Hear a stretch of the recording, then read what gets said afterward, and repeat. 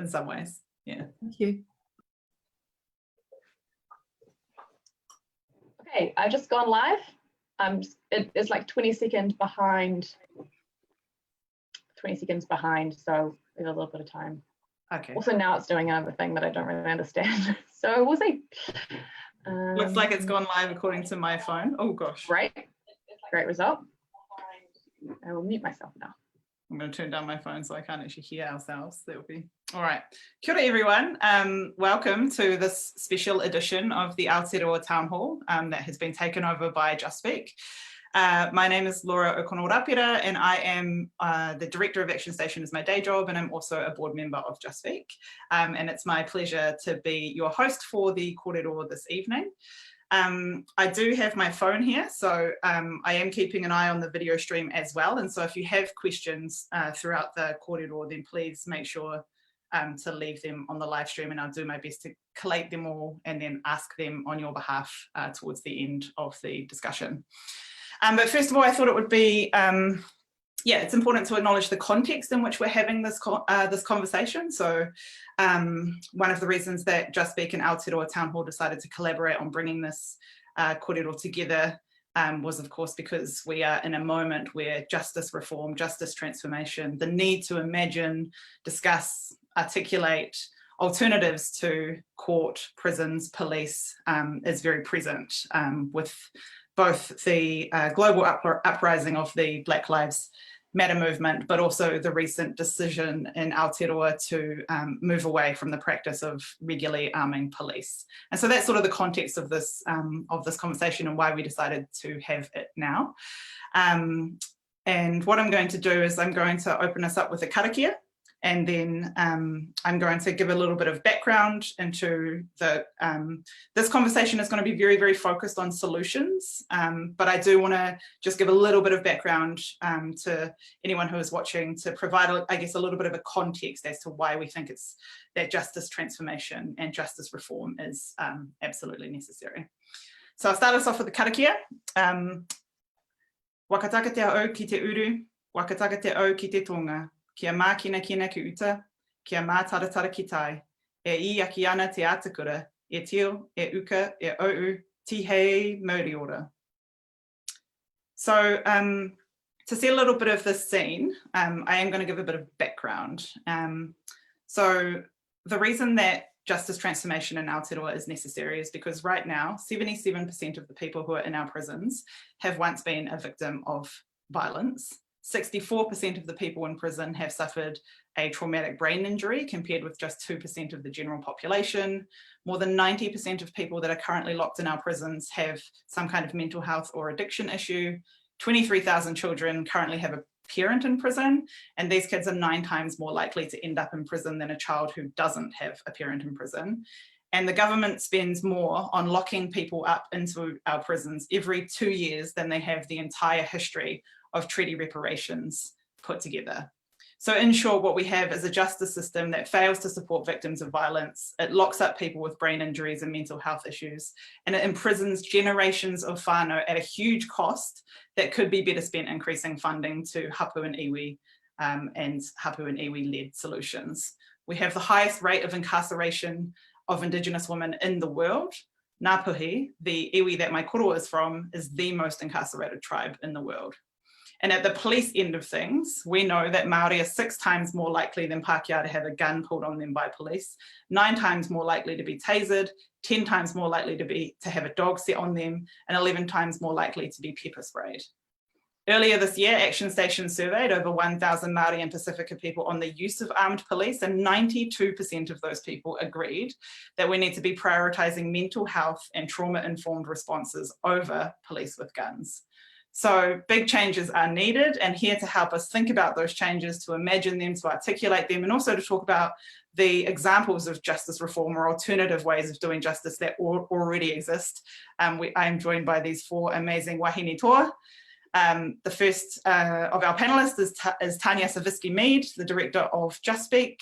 We've also got Alex Zuur, who is a restorative practices research fellow at Victoria University of Wellington. We have Pihema Hay, Justice Liaison at Manukau Urban Māori Authority, and Dr. Valmaine Toki, Associate Professor of Law at University of Waikato, and also expert member of the United Nations Permanent Forum on Indigenous Issues. So I thought I would start off with you, Valerie, if that's all right, Valmaine, sorry, if that's all right. A key theme that has arisen time and time again in these Aotearoa Town Hall discussions is the need for constitutional transformation. So, you know, the need for Māori to be making decisions for Māori, by Māori, in a way that is Māori. And you wrote a book that includes whakaaro around how self-determination for Indigenous people can be woven into the justice system. And I just wondered if you could tell us a little bit about that. Sure, tēnā koutou katoa, ngā mihi nui I tēnei wai o Matariki. Thank you, Laura, it's a delight to be here.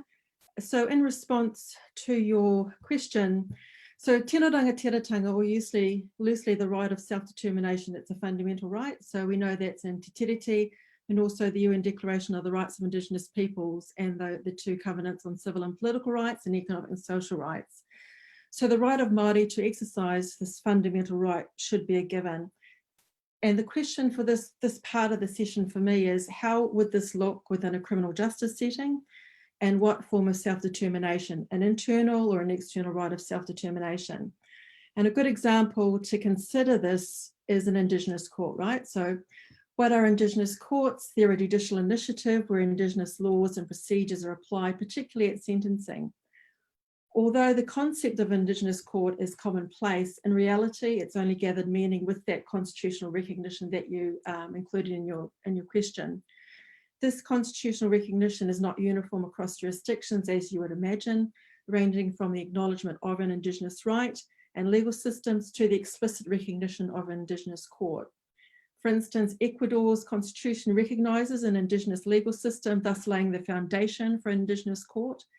But some constitutions are more explicit. So we think about the interim constitution of Nepal, which makes a provision for Indigenous courts within their constitution.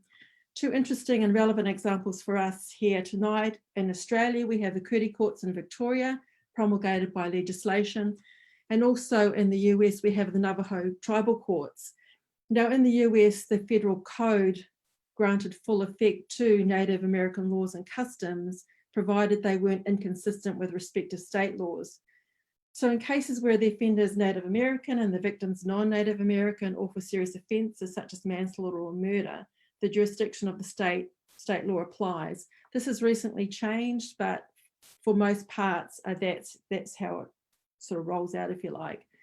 If the offender and the victim are both Native American but from different tribes, the respective tribal court jurisdiction applies. What's particularly exciting about Navajo tribal courts is the use of Indigenous law, the use of Indigenous concepts, and also their reo or their language. In Aotearoa, New Zealand, we have Te Kuti Rangatahi and Te Kuti Matariki, which are sentencing courts. One on the marae for youth offenders and one for adult offenders, but with a mainstream courtroom. Te Kuti Rangatahi was initiated by our Chief Judge of the District Court, Judge Hemi Toimonu. Some key points before my time is up with respect to Te Kuti Rangatahi. It's held on a marae. The marae offers a will and balance, which we know is the aim of tikanga. The offender is encouraged to learn their pepeha, and what that does is it reconnects the offender with their identity, and that's seen as a real benefit for Te Kuti Rangatahi. Like the Kuri courts and the Moody courts in Australia, our kaumātua and queer sit alongside the judge. And anecdotal evidence suggests that the offenders, their experience is better reintegration into the community. And thinking about the community, what's positive about Te Kuti Rangatahi is that it's open to both Māori and non-Māori.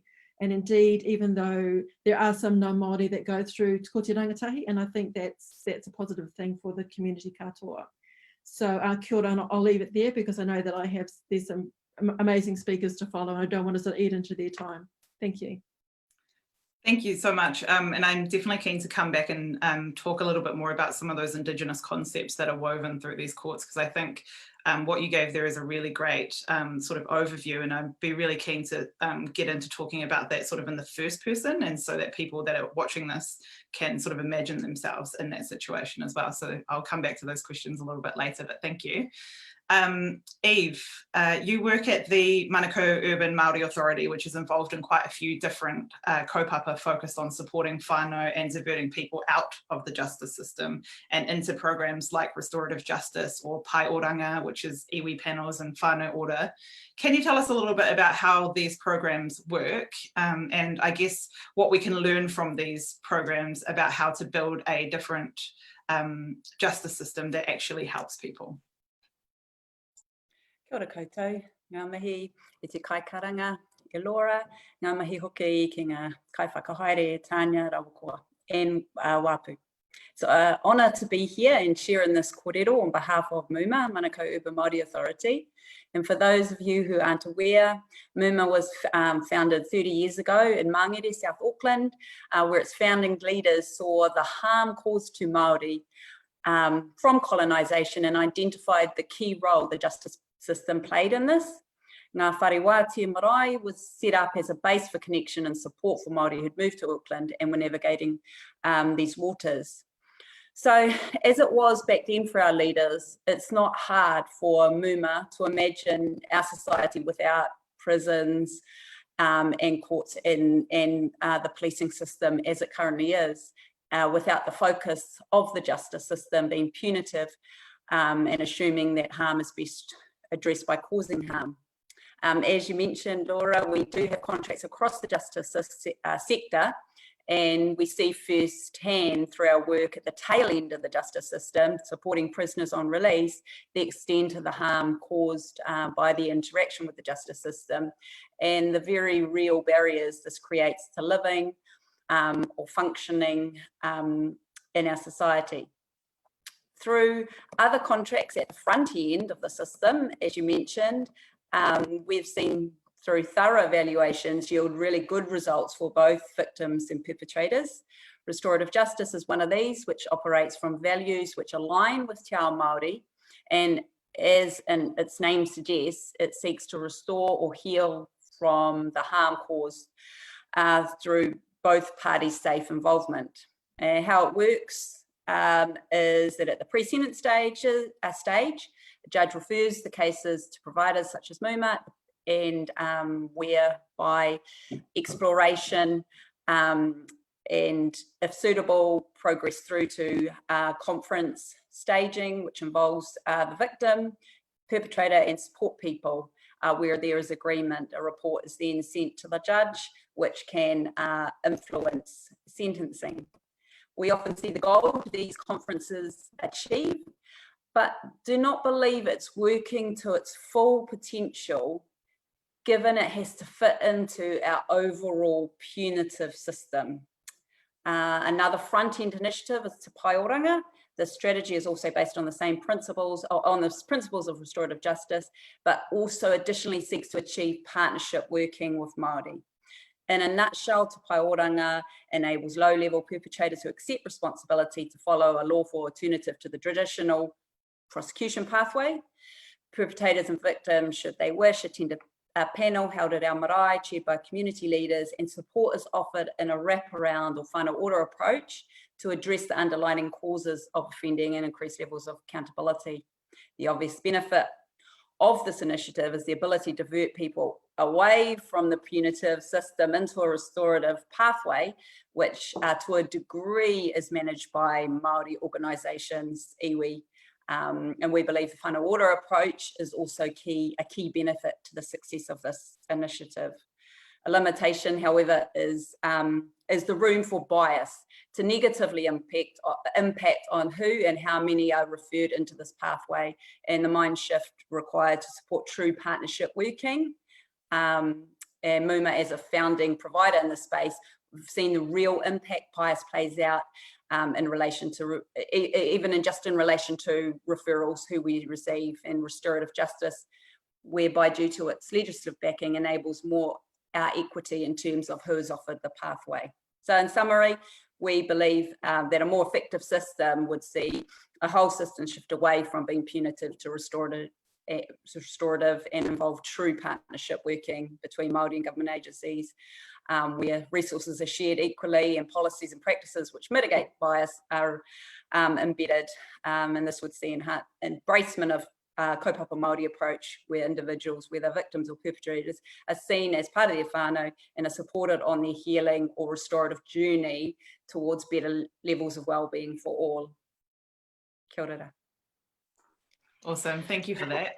Lots of rich kōrero in there that I'll be interested to pick up on a bit later. And for those who maybe have just joined us on Facebook, please leave questions on the video itself. I have my phone here and I'm writing down questions as we have the discussion. And just for our panelists, there's 124 people that are currently tuned in at the moment. So if you can picture that in your mind.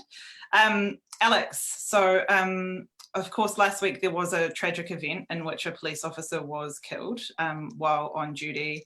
And I think I know I would speak for all of us here when we say our aroha and our karakia with his whānau and friends. Everyone, regardless of their job, their background, their ethnicity, their mental health status, should be free to live without the threat of gun violence.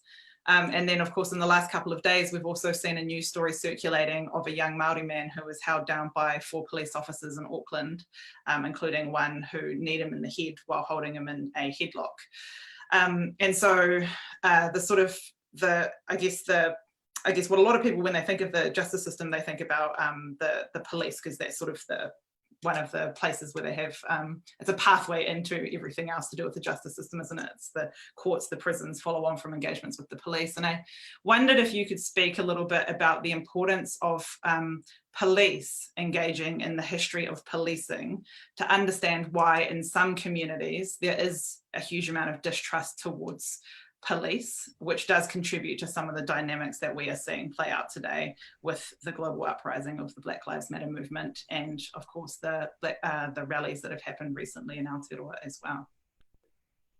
Yeah, of course. Thanks, Laura. Kia ora koutou, ngā mihi nui kia koutou. And thanks for all of those acknowledgements, Laura. I just totally tautoko everything you've shared with all of that. I think, and just for a little bit of context from where sort of my thoughts might be coming from, is that I grew up in Paikakariki on the Kapiti Coast, but I spent the last 10 years overseas and used to work in New York, working with a range and supporting a range of different police departments around the United States, engaged sort of in truth and reconciliation processes with their communities. And I'm really glad that Eve went before me to give a really beautiful overview of what a restorative process is about, because that can allow me to kind of build on exactly that. And why I think it's important that we think about these sort of broader and much more structural and systemic realities as to how these present day, what often seem like isolated incidents that just sort of pop up and then they show up on social media, and it sort of creates all of this sort of engagement. But sometimes it's important to take a pause and to reflect back on the history and the roots and the origins of where all this comes from. And so on really, really practical terms, the work that I did in the States with supporting these police departments was in some ways modeling what a restorative process might be that happens in Muma on a daily basis. And that a restorative process in its really simplest form is really about trying to understand the harm that has occurred, and then looking at, based on that new understanding of what harm has occurred, what are the specific things that need to be done to repair that harm and prevent that harm happening again. So what that then looks like in a policing context, and what we then did in the States was looking at how do we need to really deeply understand and engage with the harm of the history and the institution of policing before we can actually go into full transformation and doing all of these really exciting new innovations. Because often what we might find is if we just have these new and exciting innovations that sort of just almost become band-aid solutions, we don't actually address the broader structural and systemic inequities that actually come from deeply, deeply historical roots.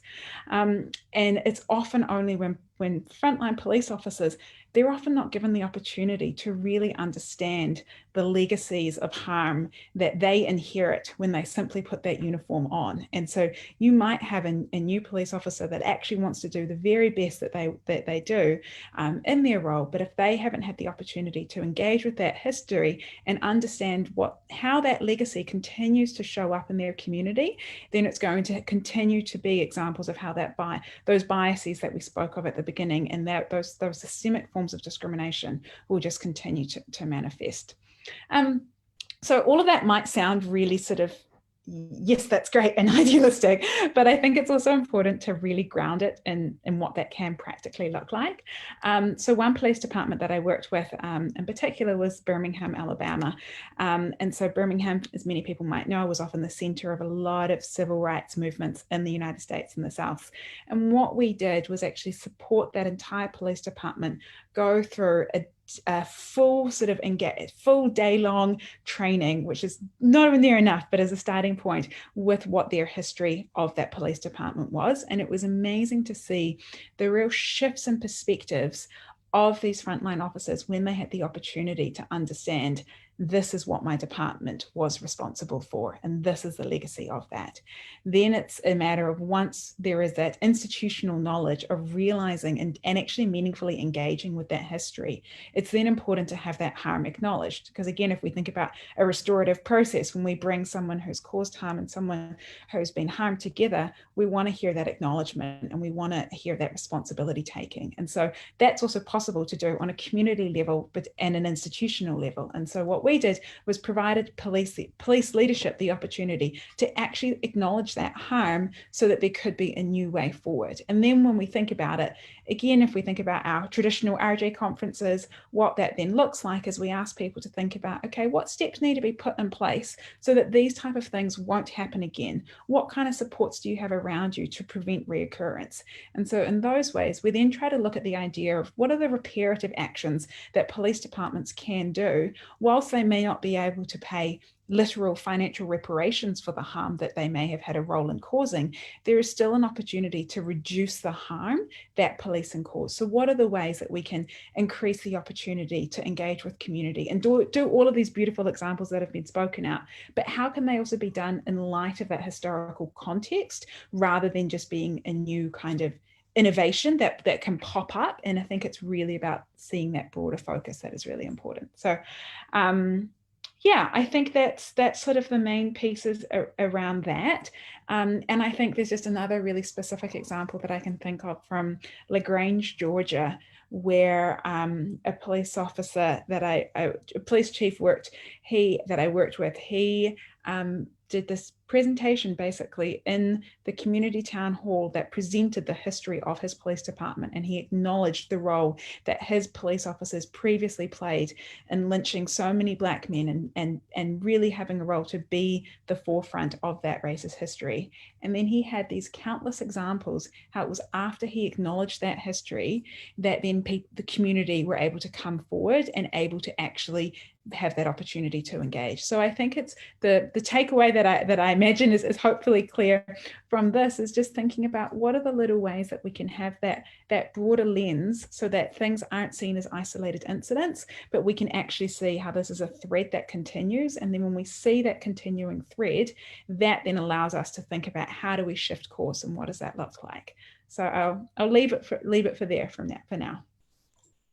Thank you, Alex. Yeah, that makes me that really makes me think about the importance of the value of whakapapa, really, is what I think of when you talk about what you're talking about as is knowing the whakapapa of the institution of police, knowing the harms that have been caused within that whakapapa over generations, and then taking action to restore and protect that whakapapa, restore the sort of mana of that situation and those relationships, and also to protect whakapapa going forward as well.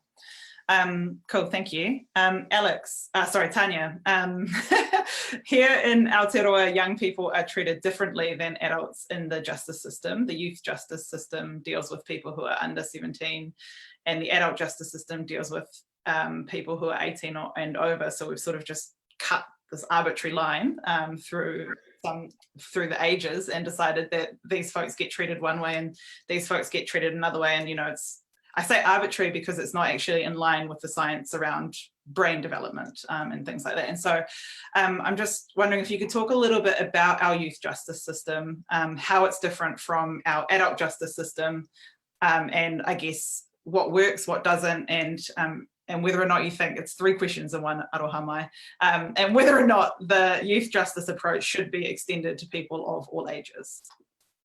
Cool. Kia ora koutou. Thanks to everyone who's contributed their whakaaro so far. It's been so interesting. Yeah, so youth justice, there kind of couldn't be a more profound difference in many respects between the principles, at least, not always the execution of the youth justice system and our adult justice system. And the fundamental difference is one is more or less grounded in a restorative practice that tries to divert people away from formal justice processes, and the other is grounded in punitive attitudes that are not really interested in resolving harm, providing opportunities for healing, or addressing the causes of that offending. And that is it's in the DNA, I think, of the adult justice system, and it has slowly been stripped away from the youth justice system, as I think we and many other countries internationally started to understand more that, or started to, I guess, put into practice our belief that young people don't have the same control over their impulses, ought not be put in prison for offences when they do not have the same level of kind of cognitive control. And I think our general, as social attitudes, particularly Pākehā social attitudes around children developed in the 20th century, we started to feel more and more queasy about the idea of young people being tried and sentenced and sent to prison. And we started to apply that theory to how we treated young people. And over time, really what that has come to mean is that the emphasis is just on keeping young people out of formal justice processes, whether that is being through diversion at the point where they interact with police, whether it is just simply or basically diversion in many forms, to basically keep them out of what we know is a harmful system, that when they come into contact with it, because of the stigma that's associated with it, because of the removal often from whānau, from communities, and from other protective things. When young people do come into the youth court process, there is an emphasis on restorative processes to try to understand what it is that has, what the offence that they are accused of. And they might go through what is called a family group conference, which is a really restorative process around understanding the harm that is caused, and people are involved. Their family members might be involved, other people from their community. If there was an individual who was harmed, then that person might be involved as well, or representative of them. And that is brokered by people who are experts in working with young people. And that person might have also helpfully gone through a process where there was some effort to understand where they're coming from. Are they someone who, in many cases they are, in Aotearoa, who's had repeated contact with the care and protection system? Are they living in a home where they don't feel safe? Do they have a brain injury? Are they at school? What's going on for them? Do they have a communication disorder? These are all things that are kind of considered a normal part of understanding where someone is coming from when they come before the court. So that the court as a proxy for the community can understand who this person is and how can we make sure that this doesn't happen again, because this person now has access to resources and support, and we know what's going on for them. Now, one of the questions that you asked, Laura, is, well, where does it fall short? And unfortunately, like with all justice system processes in Aotearoa, it falls short for Māori, because it is like as we see in the adult system, it is overwhelmingly rangatahi Māori who come before the court. And it is rangatahi Māori who are the most likely to go to all the way through to the most sort of formal part of the process, which is that family group conference. And there's a lot of really valid criticism of how representative a family group conference is of Indigenous processes of reconciliation. And there are some really amazing work being done by a lot of people to try and understand how we can dismantle the parts of the system that aren't working for young Māori people, and build a better system, but one that still keeps us very far away from anywhere near the adult system, which, as Laura said, draws an incredibly arbitrary line at under 18. It was under 17, and a coalition of us, many people fighting over many decades, actually got the youth age raised some years ago, which was a big win, but it still remains a deeply arbitrary cutoff. And there are also still offences where young people are sent to the district court, which again undermines kind of the entire point of it, which is that we know that young people are not cognitively and not as developed as adults, that process is still happening. And then in many cases, what is driving their their behaviour is almost so frequently due to their experiences as young people, their experiences of violence, their experiences of exclusion from schools, their experiences of systemic racism in every part of society, whether in the health system or the education system, and the trauma that they are bringing with them to that. So there are still very much some flaws with the youth justice system. Is by no means a perfect one, but what it does show us is that we can decide to do things differently if we care enough about people, and if we believe that people are capable of change, and that it is in our collective interest to work with them to get a better outcome. And that is the fundamental difference between the two. Yeah. Cool, thank you, Tania. There are a couple of questions coming through that I'm going to pivot to now before we go into the next round of questions that we had prepared earlier. Valmaine, this question I think is for you, which is how do we prevent rangatahi? So there was a sort of comment about how in these sort of parallel courts that have been set up, sort of tikanga courts, some rangatahi experience as being quite similar to the formal justice, like the court, I guess Westminster system. And then there might, because I guess the context is that we live in a society that unfortunately, because of colonisation and dispossession and displacement, many Māori are not actually connected to their marae, their hapu, their iwi, and so coming into this environment can be just as intimidating as perhaps going to court in some ways. And so I guess the question is sort of how do you ensure that rangatahi are safe, and actually all people are safe and feel and I guess they that part of their story is acknowledged when they enter into these spaces, because they have been disconnected through no fault of their own. That's the inherited trauma from colonisation. So that's one question. And then the second question came from Julia Flaiporti, which was, is there a place for iwi and hapu to be devolved responsibility, e.g. a sort of separate and parallel justice system? So first question, how do we, I guess, acknowledge that part of colonisation and that many people are disconnected from their marae, their hapu, their iwi? And the second part, is there a case for a separate justice system altogether? Yeah, thank you, Laura, and thank you for those two questions, really great questions. First of all, absolutely it's difficult for rangatahi who might have grown up in an urban setting, and indeed I do some cultural reports, and some of the offenders that I interview, they don't know where they're from. They say, oh, I grew up in town with my nan, we'd go to the country, but they weren't sure one, what the name of their iwi is, or even their marae. So I totally understand that, and it is difficult, and perhaps there should be processes built around that to make it more accessible for our young rangatahi to choose that pathway. But you're absolutely right, there is I don't want to say resistance in terms of choosing that, because there's a process that they have to go through to be accepted to go to the rangatahi courts, but perhaps it can be done better, knowing that a lot of the rangatahi that do go through the courts, some are fluent in their reo, some don't know any reo, but they still want to embrace that different process because they feel there might be a better outcome for them as young people. So yeah, that's probably, I'm doing some research around it, so that's something really good that I can focus on in terms of making that pathway more or more accessible for our rangatahi, because there's a lot of them, right, in urban settings that probably need that extra help. So thank you for that, and I don't know whether I've answered your question, but thank you for raising that. The second question from Julia, look, absolutely.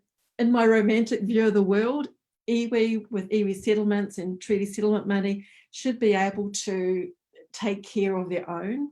And, we all have our own marae, and, why can't we start sort of implementing a process where we can look after our own? So yeah, that's my perfect world of a justice system, is that we look after our own, right? So yeah, those are my quick answers to those two things. Yeah. Awesome, thank you. I just wanted to open the floor in case anyone else had anything they wanted to contribute to that. question or the conversation? Cool, ka pai.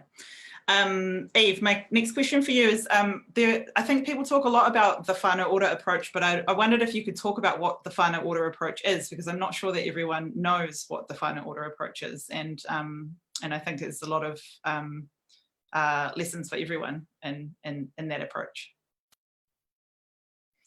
Yeah, kia ora. So the whānau order approach recognises that we're all individuals, we're all connected to a larger whānau group, and so starts from that basis, and using a strength-based approach seeks out the whānau's aspirations, how whānau, where whānau want to be in terms of their well-being, and then supports in a holistic way the whānau moving along in the journey towards that, their aspirations, their own aspirations. So very much approach goal orientated approach. Yeah, thank you. I love that, because I think anyone who is Māori who is watching this, or who's not watching this, anyone who's Māori will have experienced us being spoken about in really deficit ways for a really long time. And so I think what I personally love about the whānau order approach is it is about realising Māori aspirations and taking a collective whānau-based approach towards realising those aspirations. And I think that that's really flipping the sort of model that's been given to us on its head in a really strengths-based way, which I think has a lot of power. So thank you for that. The other question I wanted to ask you was, when we talk about restorative justice, I guess, can you maybe unpack a little bit for people? So a person has been harmed, and what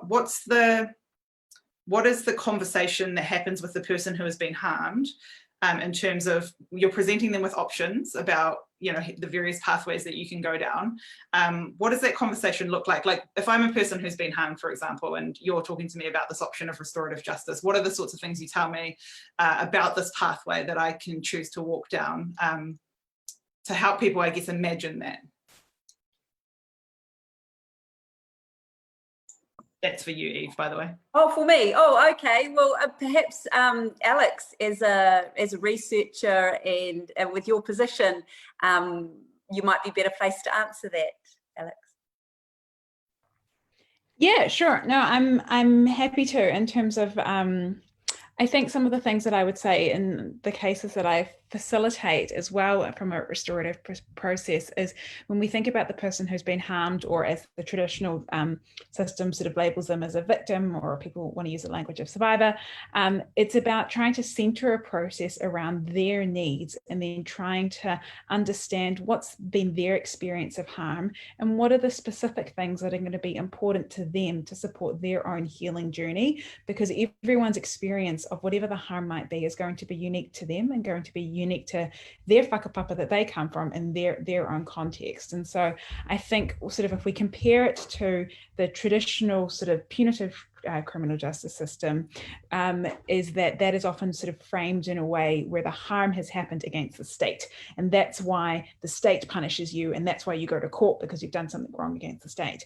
Whereas if you rob my house and you make me feel really scared at night and you make it really hard for me to sleep, that's not a harm against the state, that's a harm against me, and that's the relationship that we have with each other. So I think the most fundamental shift from what a restorative approach is about is that it's about that relationship element, and it's thinking about what is that unique relationship that actually does exist between the person who has caused the harm and the person who has been harmed, and how do we create a response that actually is adaptive and responsive to the unique needs that have come out of that specific situation, rather than criminal code section 3.1, whatever it might be. And so I think that's one of the things that is most important when I think about the cases that I facilitate on a daily basis, is asking people, well, what's happened to you? What's your story?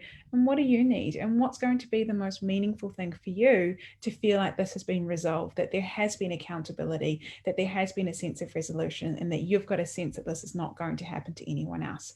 Once we've had a chance to ask those questions, we can then actually design a process that can respond to those needs. And a lot of the time, what we currently see is that people actually want to make sure that the underlying issues are addressed. Most of the time when we are a victim of a crime, the thing that we care the most about in the world is that no one else has to go through and experience the pain that we've already suffered. So we want to know that this person has got all the support around them so that it's not going to happen again, and that there's going to be no one else in the shoes that we sit in. I don't know how a criminal justice process of excluding someone from society is going to stop that from actually addressing the underlying factors that came a part of it. So there's so much more to say on that, but I think the flexibility and the responsiveness of a restorative approach is really the key thing that allows for those options for those people who have been harmed that a traditional system wouldn't normally provide. Awesome, thank you. And I also just wanted to follow up on a question, which I guess taking that sort of restorative justice lens to the institution of policing, you mentioned reparative action and addressing the needs of the people who have experienced the harm. Can you give us some examples of what reparative action would look like from police towards communities? And then a second question, which is from Julia Whaipote, which is what is needed to move away from police structures towards community-led responses? And that maybe could be something that other people have whakaaro on as well. So first one, reparative action between police and communities, and second one, how do we move away from police structures? Because that actually may be a reparative action that some of our communities need. Yeah, totally.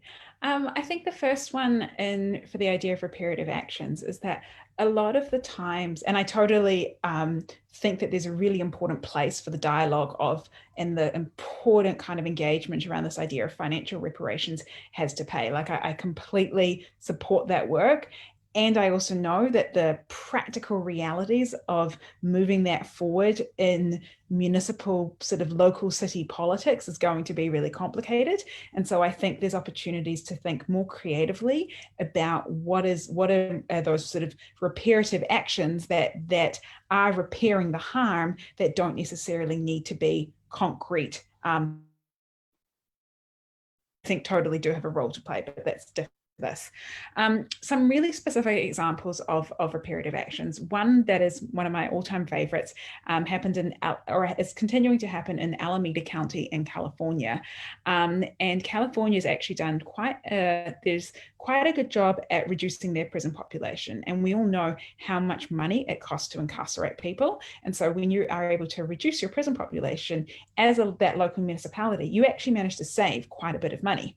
So what the specific county did is that they did a divestment sort of alignment in the municipality budget, that for the money that they were saving specifically from not incarcerating as many people, that money was then reallocated to provide financial support to community-based services that were providing employment support services to those people who are struggling to find jobs after they've been released from incarceration. And so I think it's that exact looking at, okay, well, what is the harm that's been caused by the legacy and the institutions of these criminal justice systems, which in these cases, we know that if you have got a criminal record, just how much harder it is to gain meaningful employment and all of those different things. So how can we recognize that we can't necessarily go back and change the war on drugs that happened and how that resulted in a disproportionate number of African Americans receiving convictions for low-level marijuana charges, but what are the ways that we can try and support them to try and gain as meaningful employment as possible? There's also some really possibilities around warrant or like arrest amnesties, and looking at if we recognize that there was racist elements to historical policing processes, what are the ways that we can actually look at sort of how those clemency options might be possible is one option. And then I think a final option that might be sometimes the most easiest and sort of more concrete example to think about is how do we move that power away from police and into communities wherever that is possible. And so I think that's looking at more examples of trying to shift away from sort of the mandate and the, again, this is quite an American context, but the idea of broken windows policing, that you just need to go out there and have police in every community as possible, rather than understanding where is there a direct specific need to actually focus resources into very specific communities that actually need support, rather than doing blanket wide policing across the board that is not at all effective and continues to elevate the responsive or the presence of police in communities, but doesn't actually address the specific issues that are there. So it's about thinking, how do we shift our approach so that it's focusing on where there may be a need, if, again, that's a whole other kind of argument to go into. But I think from a more conservative approach, there's ways of making those slight shifts into priorities, rather than it needing to be sort of completely on one side of completely removing police from the communities, which might need to be more of a phased transition to go into. So I think that would be it on reparative sort of, or some examples of reparative actions.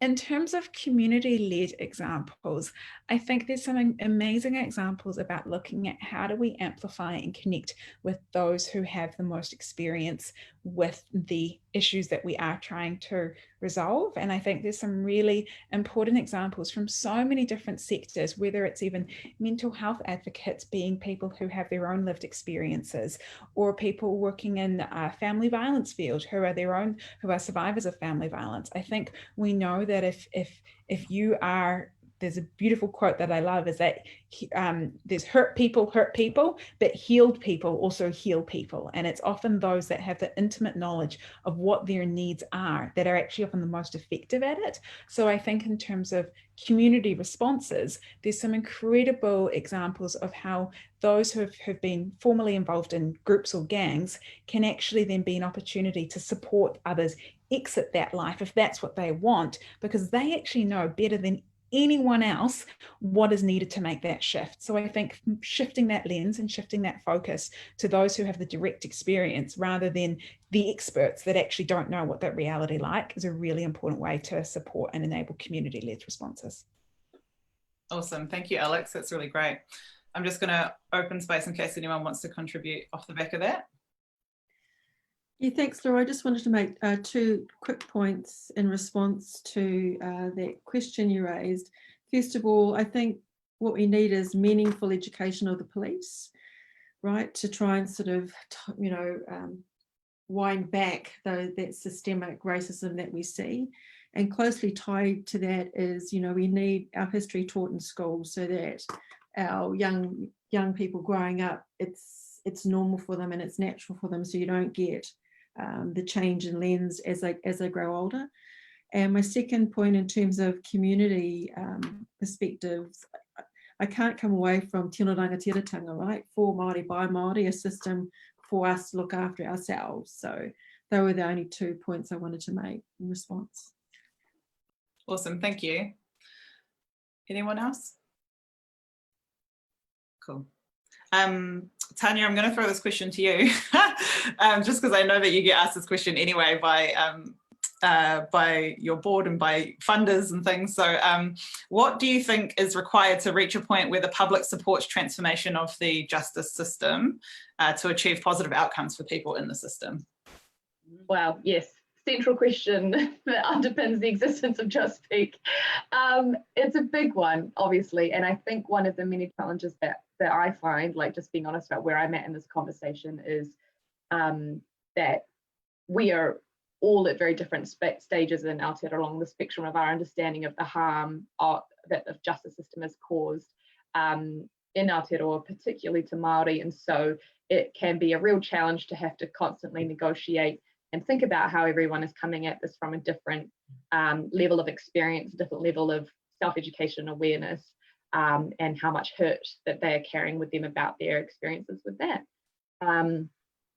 So one of the things I think is required is for many people, particularly people who have the spoons, if you will, to talk about this in a way that they're not carrying a lot of their own baggage and hurt from it, and supporting others, supporting whānau, is to go out and do that difficult work of starting to shift, both inform people about the realities of the justice system, but as we know, reciting facts to people doesn't do a great amount to change their mind, a lot of what it is trying to engage in a conversation with people about what their values are and how much their values are reflected in the justice system. And that's when some information about the harm that the current system does is really useful and contextual, because it helps people to understand the disconnect between what they think represents New Zealand, Aotearoa New Zealand, the values that they think that they hold and that they want to see reflected in their communities, and the reality of our current system.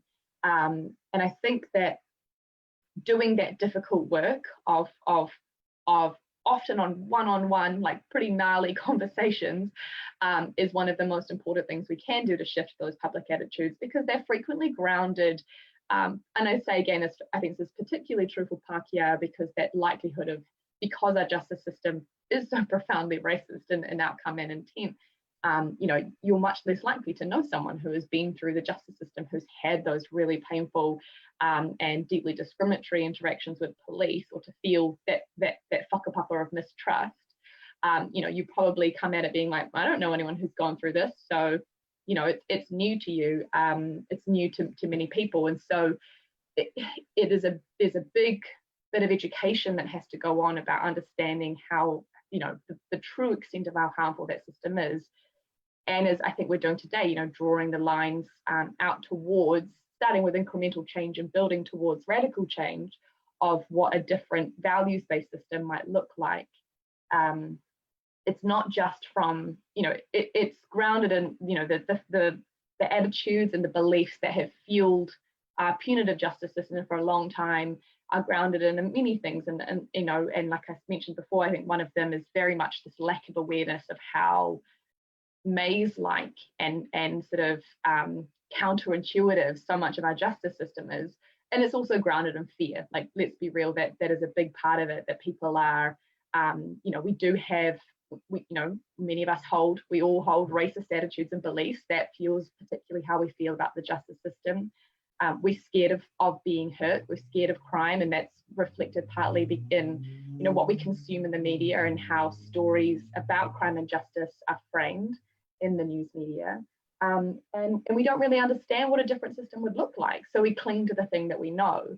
And those sort of, all of those parts of understanding the harm of the system, the need for an alternative, and the fact that alternatives do exist and that they are much more effective, is a big part of, I think, what needs to be done to change those public attitudes. Because, you know, we've identified, and as many people have, that you can have politicians and leaders across all sectors who understand very well how harmful that system is, but not feel that they will ever be able to make change of the scale that's required, because if they don't have the public with them, that change will never be sustainable.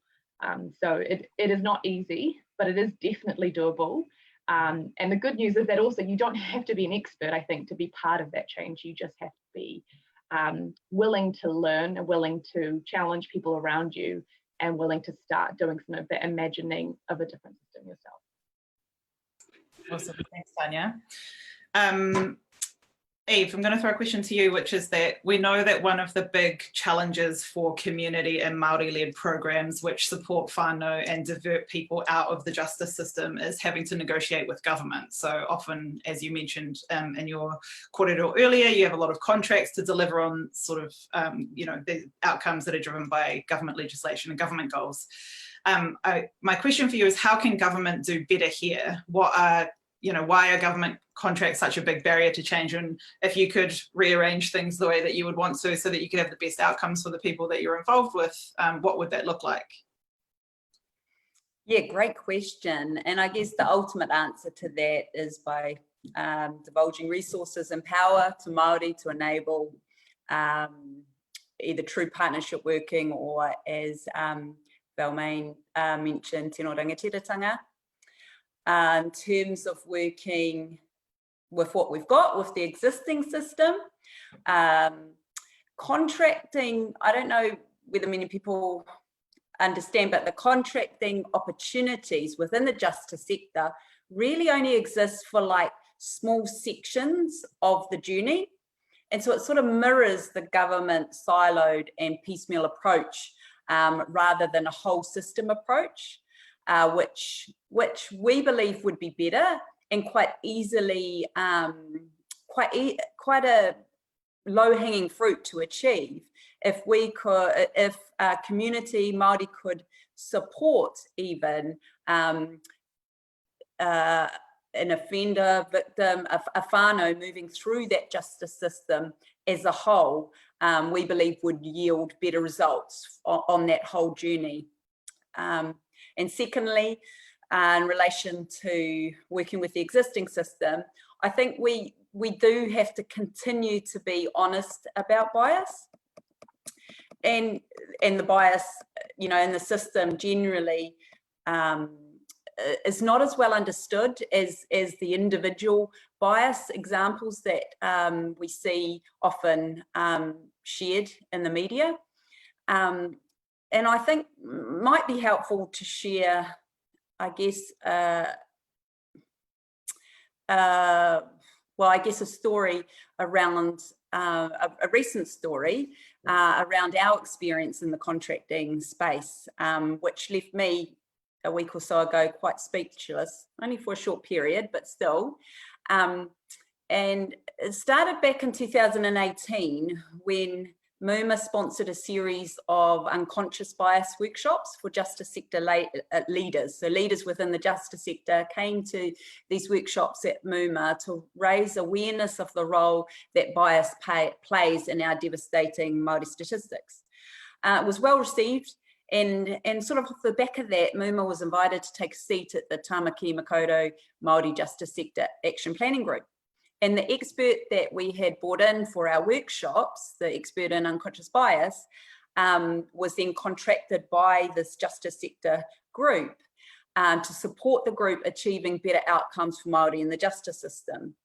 And during the time, the group was supported by this expert and were really, really encouraged to draw on the evidence and mitigate bias as it popped up. And as a result, we created an action plan which saw agreement to expand Te Paeoranga, which I referred to earlier. And MUMA supported the preparation of the group's evidence-based proposal, which went through the group to the Auckland Justice Sector Leaders Board. And the board in October last year approved the proposal, which would have seen MUMA along with another Māori provider work on the expansion of Te Paeoranga, which is widely recognised as one of the key initiatives that are working in the current justice system. So it would see the expansion of that. Unfortunately, the unconscious bias experts contract with the group ended, and in probably around October, November last year. And at that point, I was sitting in on the meetings and understanding the timeframes and kept asking questions about when this expansion work that had been approved and agreed to start on. And I wasn't really getting a response. And then in March this year, we were notified at one of the meetings that an alternative decision had been made, but that no other details could be shared. And so after pushing for answers, we finally were advised, well, I was at a meeting, not last week, the week before, that the Justice Leader Sector Board had approved, who had approved the funding that had been set aside for the Te Paeoranga expansion, to instead go to a non-Māori provider to work on improving outcomes for Māori whānau in the South Auckland area.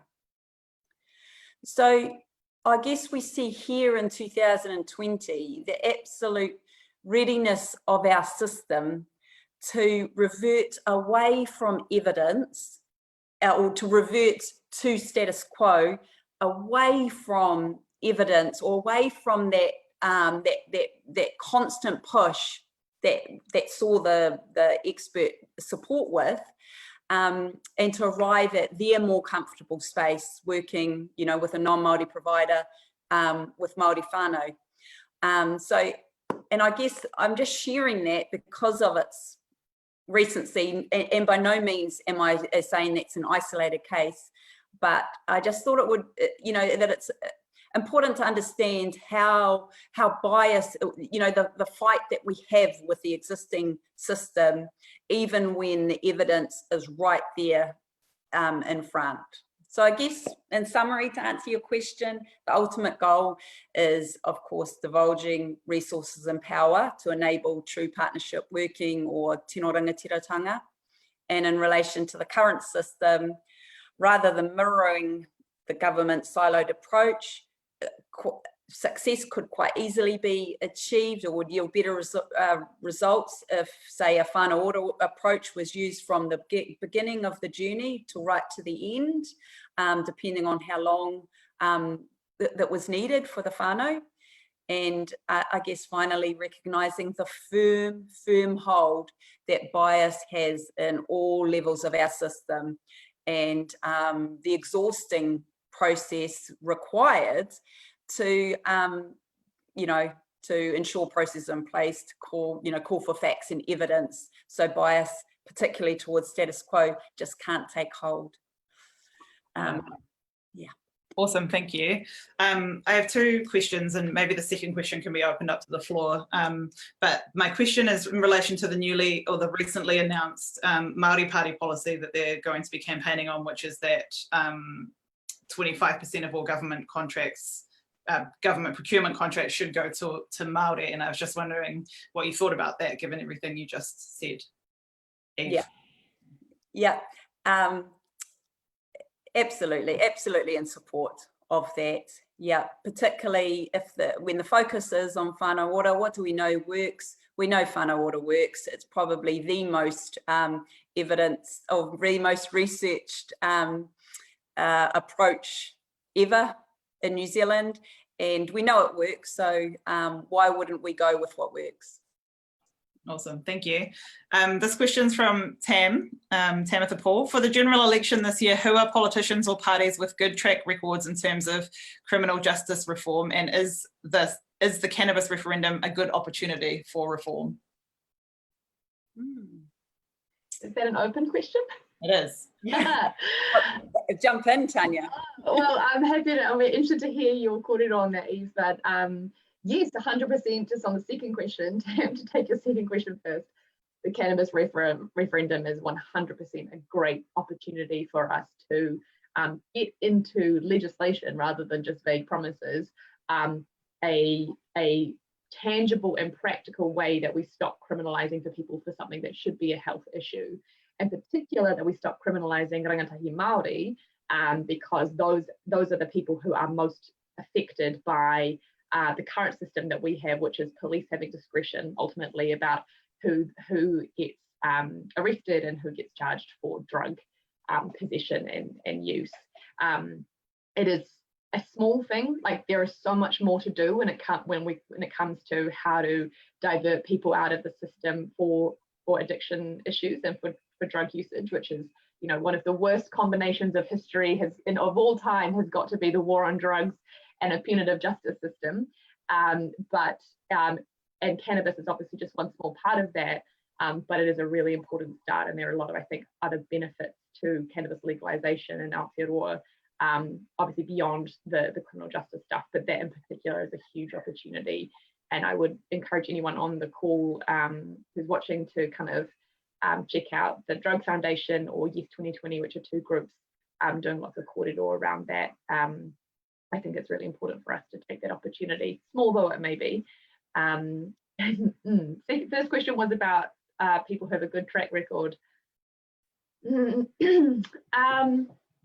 it's hard to think of people who have had meaningful power, who have used that to make really positive change. I think that would be the crux of it for me. I think that you know, in terms of recent examples, I think obviously Andrew Little has made a really solid effort to have instigated a national conversation about the distance between the justice system we think we have and the one that we actually have and the one that we want. And I think there have been some important steps on that journey, but from my perspective, there's nowhere near enough actual change that has taken place, certainly not legislative change, and probably not enough of the defunding, diverting money away from those harmful systems and back into communities, which I think is, you know, ultimately what needs to happen. But I would love to know what everyone else thinks on that front.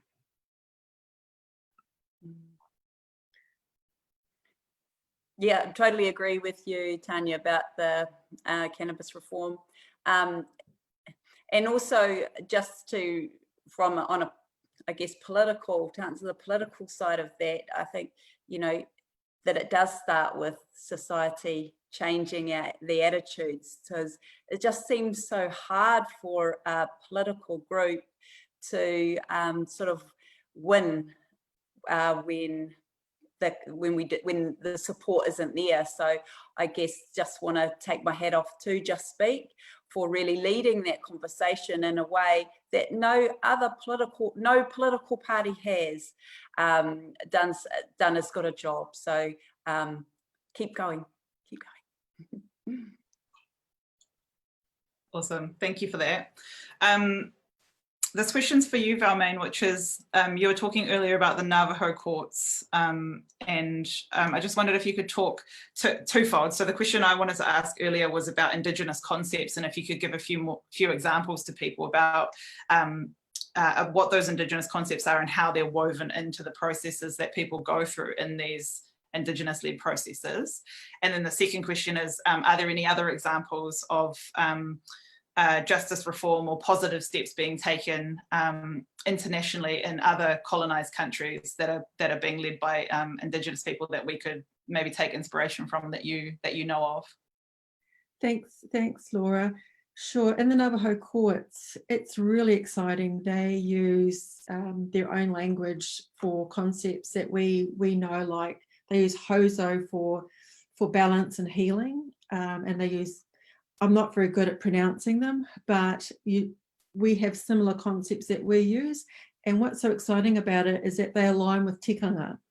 And it's no surprise, right? Because Indigenous peoples, we share those commonalities, like balance, like reciprocity, like harmony, healing, sharing, aroha, manaki. So it's really exciting seeing a Indigenous tribal court using their own language to achieve an outcome which is good for everyone.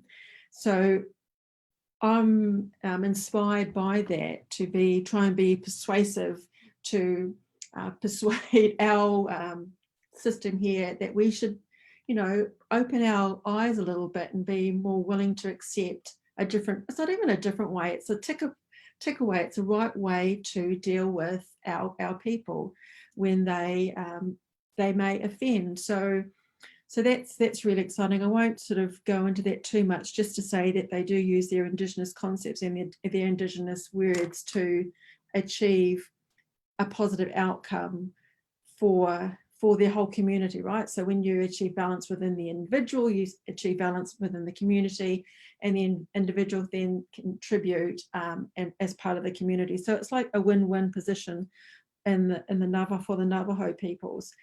In terms of other jurisdictions that also use their own tribal language, I know that in Malaysia, they do a little bit about that, and also in Africa.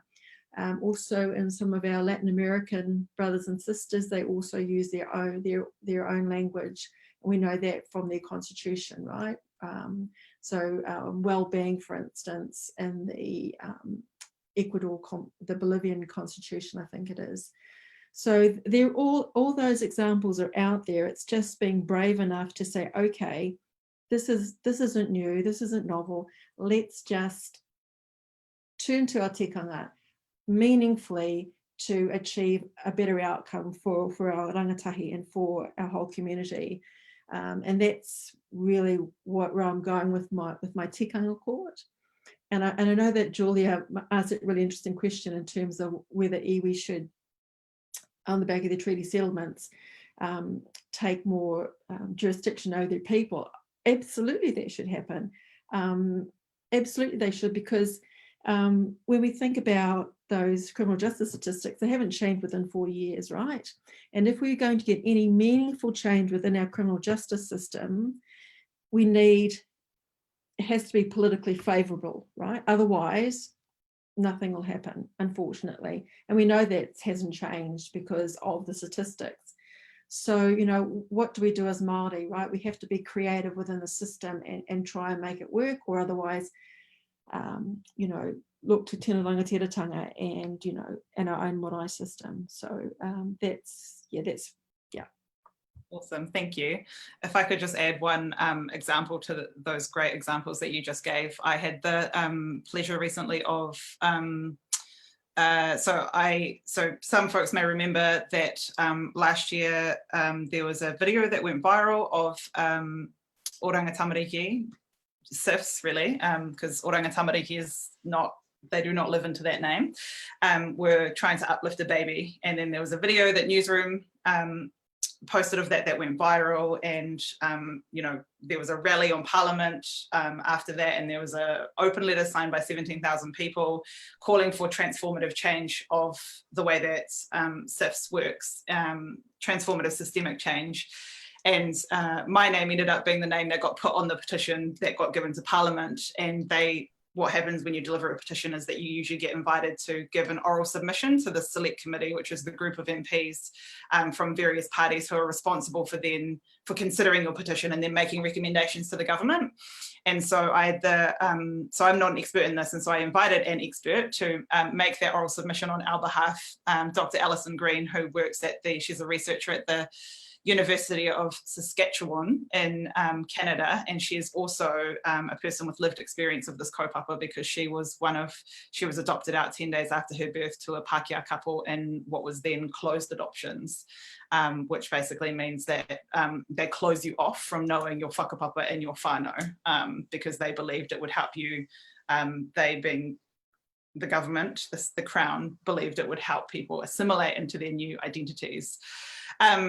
Anyway, she gave this wonderful example from the First Nations people in Saskatchewan, which is why she's there researching this, where after 2 royal commissions of inquiry into historic abuse in state custody, very similar to the royal commission that we have happening in Aotearoa right now, 1 royal commission and 2 class action lawsuits from the First Nations people to the federal government there, they managed to successfully win legislation that enables First Nations people to live into their inherent treaty rights to have jurisdiction over their own people. So essentially this First Nations group in Canada, and I can't remember the name, I'm sorry, but I can share the link to this to the submission and the video from Alison Green for anyone who's interested in finding out more about this.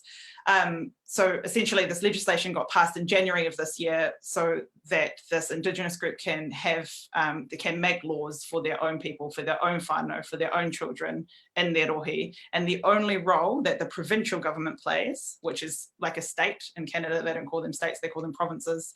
The only role that the provincial government plays is that they give funding to the First Nations people so that they may service the legislation that they've put in place. And that is where I think we need to be pushing for in Aotearoa. I think often there's this sort of myth that New Zealand has the best Indigenous rights in the world, and that's just frankly not true. There are a lot of incredible examples around the world that we could be taking inspiration from. So yeah. Awesome. Oh, sorry, did you want to? Yep. You're absolutely right. We think we're doing such a great job here in Aotearoa, New Zealand, in terms of Indigenous rights. And you'll know, Laura, if I'm being at the UN, that actually we don't. There are a lot more other Indigenous peoples out there who are doing a far better job than us. They have constitutional rights. And the example you just mentioned, you know, we have the Navajo tribal courts, their own jurisdiction. And yet here we are thinking we're doing such a great job. And that tells me that we are so colonized, we can't see past that. So anyway. Awesome, thank you. Tania, I'm going to throw this question to you, which is that in 2018, there was a Justice Summit in Porirua that you and I both went to, and probably people on the call here went to. Hundreds of people who had been harmed, people who had been harmed and experienced the justice system from that side of things, formerly incarcerated people, whānau of people who are currently incarcerated, police, academics, researchers, activists, organisers, tangata whenua. And there was this extraordinary experience towards the end of that summit. So we did this like workshop thing where everyone goes off into groups and they have to imagine the headlines in 2040. And then group after group after group got up on stage and they said, the headline was basically some version of 2040 last prison closes. which is a really heartening experience, really. And this, this is something that you've done a TED talk on, imagining a future without prisons. I wondered if you could talk a little bit about what some of the alternatives to incarceration are. Yes, it's my favorite topic. Yeah, so I think one of the things that was really powerful about the kind of preamble that Laura mentioned in her question was that the conference that we were at, which was organised by the government and not particularly radical in its core, though I think would mark a big departure from government-led kōrero about criminal justice prior to that, was this a moment in which many people, many of whom were people working in our current colonial justice system, so very much coming from the perspective of defending their role in the current system or defending the intentions or the structures of the current system, and people who I think who have very traditional or kind of traditionally Pākehā attitudes around what justice serves, the point of justice is, all came together and all talked about how their ideal world was one in which prisons didn't exist. And that was a profoundly radical moment, I think, and one that none of us, well, I certainly was not expecting. But I think what in that sort of activity, because we were designing that, we were writing the front page of the newspaper on that day, and we were talking about what the conditions would be that would allow that society to exist. There was a very, I guess, common sense in a lot of ways discussion of what we know are the drivers of incarceration, and how we could undo those or challenge those drivers, those causes, so that we no longer believe prisons are necessary, because we have managed to sort of open our minds, I guess, to the fact that they are a construction, a Pākehā construction, and that they no longer serve us. And I think a lot of it was really common sense. It was basically like, we know that systemic issues around mental health, poverty, marginalization, systemic racism and exclusion are all the things that drive harm in our communities. They're things that there are far more effective solutions to outside of punishing people, and indeed punishing people represents kind of colonial attitudes around kind of behavior and confinement rather than anything to do with prevention. But the challenge, I think, that many of us often find, particularly people probably more new to this kōrero, is about how you get from the current system to that. So what are the alternatives to incarceration that we can start to build upon now that get us closer to that vision where we have put the idea of prisons to bed entirely, because we see them as the construct that they are. And a lot of it is around understanding what it is that that prison currently, what the function of it is supposed to be. So prisons originated as a kind of alternative originally to capital punishment. It was a reformist tactic in itself. It was like, oh, well, we don't really believe that kind of whipping people is no longer a kind of appropriate response in a civilized society.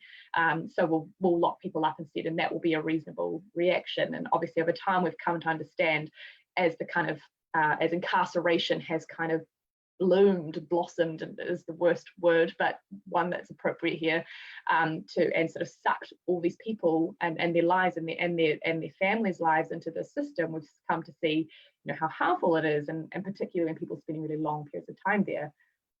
The purpose of it is, so it started with this purpose of trying to be an alternative to punishment, of corporal punishment, but the purpose remained punishment.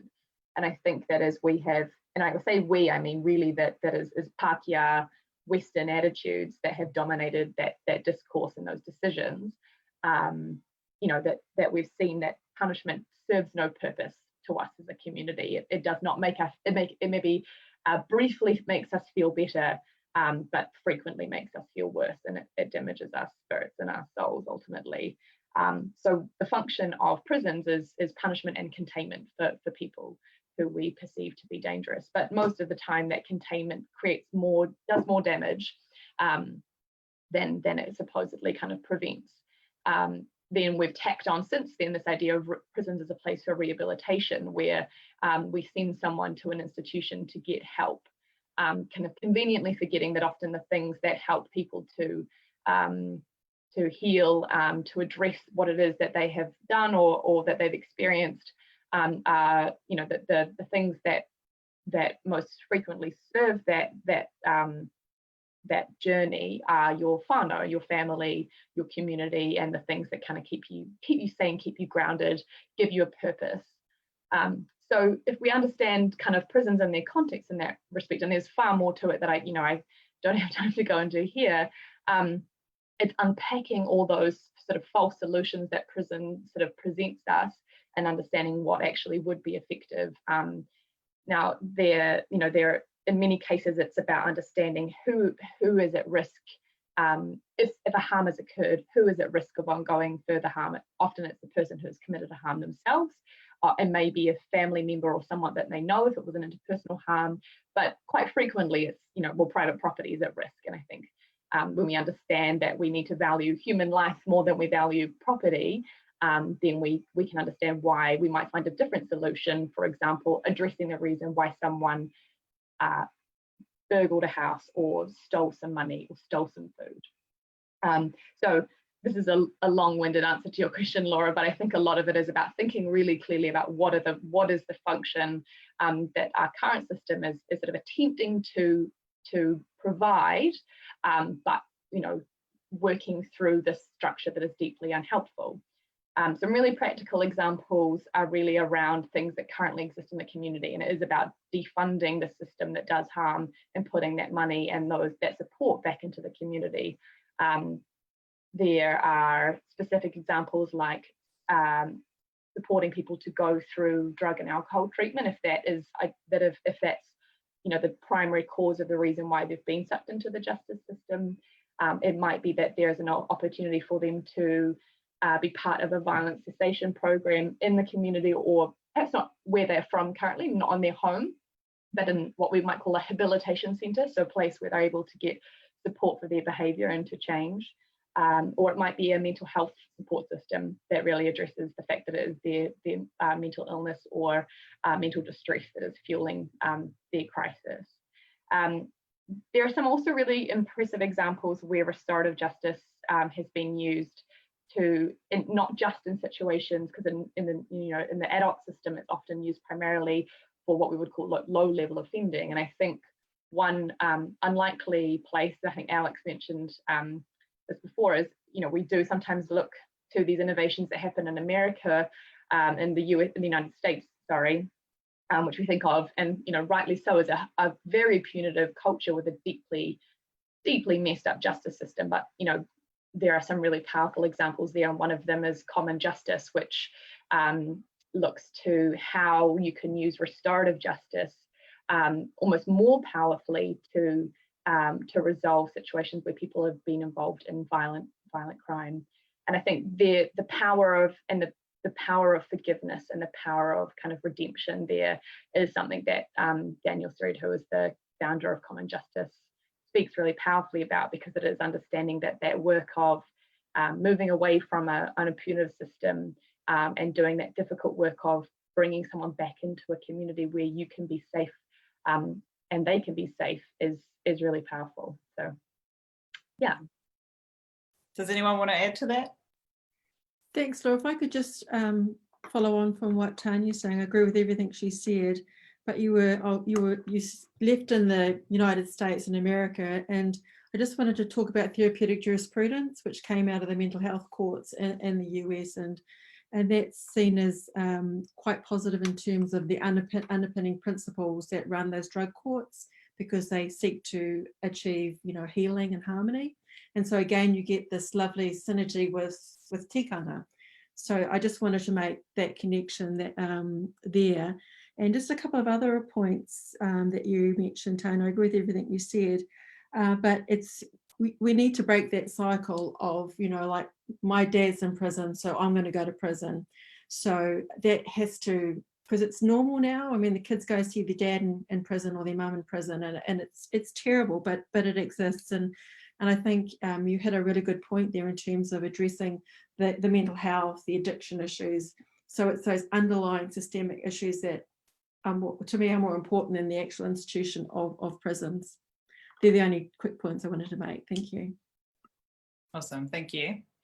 I've got a good question here from Jamie Lee, which I think is a nice way to round us up because we are almost coming to the end. But Jamie Lee is keen to hear kōrero from each speaker in maybe 3 or 4 sentences max about how you want to see the criminal justice system if it weren't confined by constitutional limitations or colonization. So what would be your big picture aspiration or dream for a different type of justice system?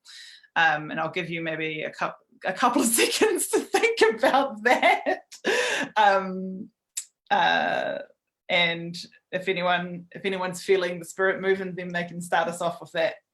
Sure, I don't mind going first with this. No surprise here. It's all about tino rangatiratanga. It's all about self-determination. It's all about for Māori by Māori, right? Where 50% or 60% respectively, men, women in the justice system, our rangatahi are all in the justice system.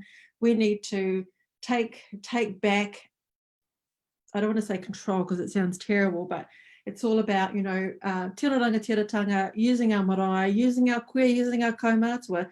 We don't, we won't lie to them, right? We'll fess up and we'll do what we're supposed to do. So for me, that would be a no-brainer. So yeah, that's for me. Kia ora. Thank you. Totally agree with you. Eve. Yeah, and to just follow on from that would obviously allow the focus to remain on healing and the journey towards healing, and recognise that the support that we actually need to put our pūtea funding into supporting whānau to achieve the healing process, because there's no society that doesn't have harm. So just putting our resources where they're going to make the most difference. I can go next. I think I would imagine a justice system that is all of the beautiful things that the previous wonderful wahine have shared, but one that is flexible and that is adaptive. And I think specifically, I think we talk a lot about how our current system is a very blunt sort of sledgehammer, and I think what we need is a system that can be nimble and adaptive and responsive to be able to engage and adapt to the multiplicity of the experiences we all have. And we've all had an experience of causing harm. We've all had an experience of being harmed, and all of those different experiences are so unique, and we need to have a system that can respond and adapt to those unique needs rather than a blunt hammer that just actually causes more harm. I feel like I'm cheating by going last because I just get to say, and I build on everything that everyone has said before me. But I would like to say, I think that everyone has captured a part of what I think I see for my vision of the justice system. I think for me, my vision, really comes back to dismantling the systems and institutions that we have created that have done so much harm, and pouring that energy and those resources back into communities, empowering communities to take the lead and understanding what it is that will help them to heal from harm when it happens and to prevent it from happening again. But that go further also and take as their collective responsibility, because they've been supported to do that, understanding what will then also allow them to flourish. And I think that a justice system is entirely capable of doing that, if the institutions that support it and if the values that underpin it are ones that represent the best of who we want to be, and also reflect particularly tikanga values that I think historically in Aotearoa have shown us how we can do that, how we can keep whānau and communities at the centre of where we want to be and how we can support each other. Awesome, thanks Tania. I am also just going to answer this question just because I love talking about dreams, futures and aspirations, but I'm going to talk from my personal experience of late. So I have for like 6 months or so had a cousin that's been living with me because he was having a difficult time and going through the justice system. And I told him to come and live with me because I found out through another whānau member that he was living in emergency housing that was costing $100 a day to stay in. And the emergency housing was basically just like a shitty motel in Aotearoa, like an hour up from Auckland, that didn't have any like working laundry facilities. And for folks who don't know, emergency housing is only, there's only a grant for the first week. Everything after that is a loan. And so you are essentially accruing debt to work and income the longer that you stay in emergency housing. And so I was like, come and live with me. You don't need to pay $100 a day. You can pay $100 a week. And that will just cover your like food and power and internet and all that kind of stuff. And so he's been living with me since November, and I've been supporting him in trying to actually navigate the justice system and to understand what his options are, and to even just understand the charges that are against him. And I'm like a fairly, educated person. I have access to friends who are lawyers. Some of you are on the call, and I think and talk about justice, and I found it incredibly difficult to help navigate him through that situation.